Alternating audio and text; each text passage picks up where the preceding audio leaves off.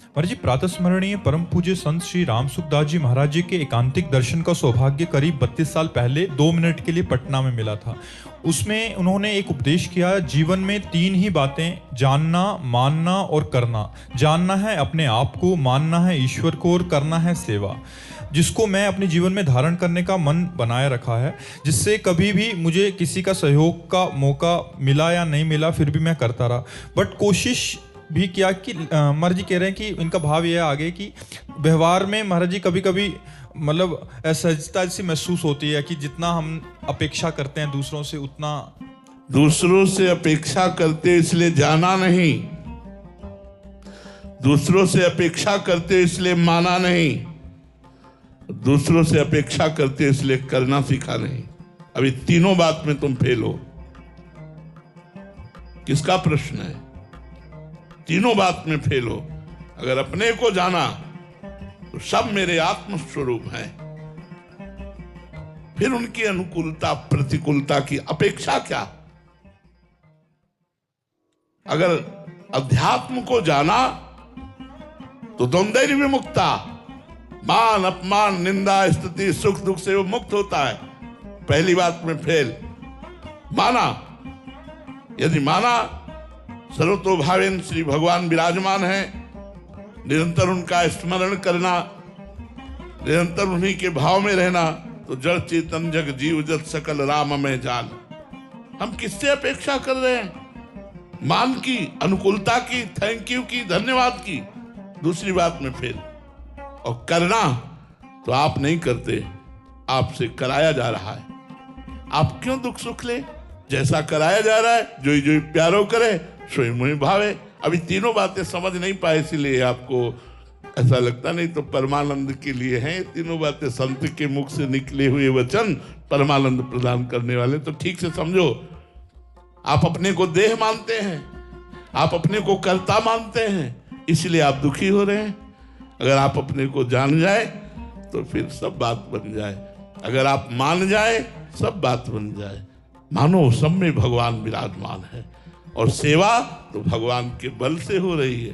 तो दियम वस्तु गोविंदम तो विमेव समर्पे। आपके बल से, आपके धन से, आपकी बुद्धि से आपकी सेवा हो रही। नाथ, आप चाहे गाली दो, चाहे मारो, चाहे अपमान करो, मैं तो आपका सेवक ही हूं। आनंद आ जाएगा, क्या परेशानी? अभी समझा नहीं, इसलिए आपको थोड़ा सा प्रतिकूलता आने पर दुख का अनुभव होता है। ठीक, अध्यात्म से चलो। ये दुख सुख के ऊपर है अध्यात्म, आनंदमय है अध्यात्म। इसमें सामने वाले की अपेक्षा नहीं रखी जाती। निरपेक्षम, अनपेक्षा। हम आपको पानी पिलाए, आपके पैर दबाए, आपको भोजन पवाया, तो कम से कम थोड़ा तो आप अनुकूल देख लीजिए हमारी तरफ। नहीं, अनपेक्षा। यह हमारा कर्तव्य। भगवान ने मुझे सेवा दी है, आप भगवत स्वरूप पर सेवा किया और चल दिए। आप क्या करते हैं इससे हमें कोई मतलब नहीं। एक संत ने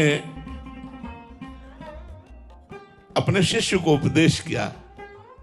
शिष्य ने पूछा, गुरुदेव, मैं संसारी गृहस्थ में रहता हूं, मेरे से ज्यादा साधना तब जब तो हो नहीं पाएगा, मुझे भगवत प्राप्ति कोई साधारण सहज सरल उपाय बता दीजिए।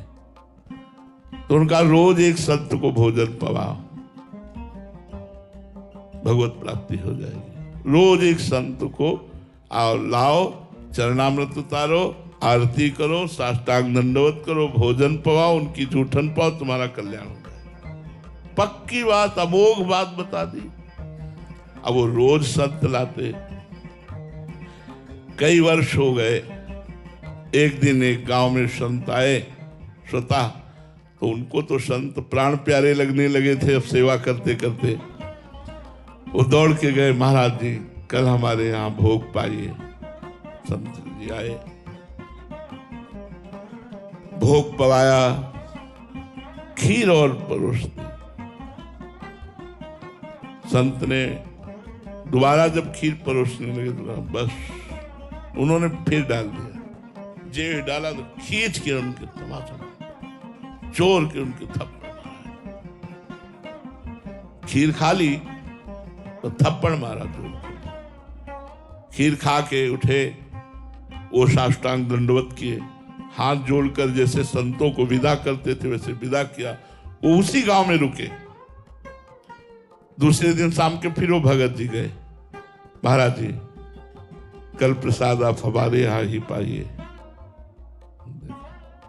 ठीक है, आए, प्रसाद पाया और कहा बेटा कल तुम्हारे थप्पड़ मारा था, तुम्हें बुरा नहीं लगा? अरे महाराज जी ये शरीर आपका सेवक है, ये शरीर आपका है, आप मारो पीटो कुछ करो। महाराज जी मेरा इस पर कोई अधिकार नहीं, मैं तो आपका दास। बोले बहुत शीघ्र भगवान का साक्षात्कार तुम्हें हो जाए, यह आशीर्वाद मिला।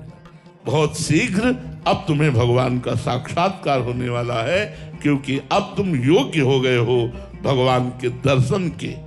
ये बात हमारे द्वारा किया हुआ दूसरे के प्रति परहित का कर्म और उसके बदले में अनुकूलता ना चाहना, यही हमारा परमार्थ है। अगर हम ये नहीं जाना तो परमार्थ ही नहीं जाना। प्रायः सबकी ये भावना रहती है कि अगर हम किसी को थोड़ा भी हित करें तो वो थोड़ा हमारे अनुकूल तो बोल दे, ना ज्यादा सही तो इतना भी तो कह दे कि धन्यवाद, थैंक यू, आपने मुझे पानी पिलाया। ये भी सुनना मुझे नहीं है, ये भी चाहना नहीं, तभी परमार्थ पुष्ट होगा। जो बदले में कुछ चाहता है वो परमार्थ ही नहीं होता। परोपकार का मतलब यही होता है बदले में कुछ ना चाहना।